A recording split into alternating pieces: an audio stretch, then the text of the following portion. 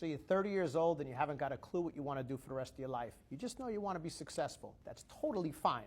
Don't buy into this narrative that by 30 you're washed up and you're a has-been. You're just getting started. You have so much time. But where I am going to press you on is accountability. What are you going to do right now to change that mindset? And by the way, this is fine if you're 18, 21, 25, or even 45. You got to be making progress on your future. So if you're sitting back at 30 and you're working at a job you hate and you're just complaining about it all day and you're spending the weekends at the beach, nothing's going to change. This is the time where you got to start reading books and you got to start getting a lot of advice. And when you're young, you have a lot of avenues to get advice. So the real key and what I want people to focus on is, what do you enjoy doing? Once you know what you enjoy doing, you then got to think of a way, how can I add value to people with this, whereby maybe they'll give me a few bucks. Those are the first two rules. That's how every business was started. How could I add value? How can people pay me to do it? Once you have that going for you, you're on your way. But before you get there, in order to get some advice, don't be afraid to talk to people. Don't be afraid to walk up to total strangers that you think are successful and ask them for some advice. Because believe me, many people are flattered to share their advice and people love to talk, so they'll share it with you. So don't be embarrassed to walk up to a guy who's 65, 70 years old, who looks like he's successful,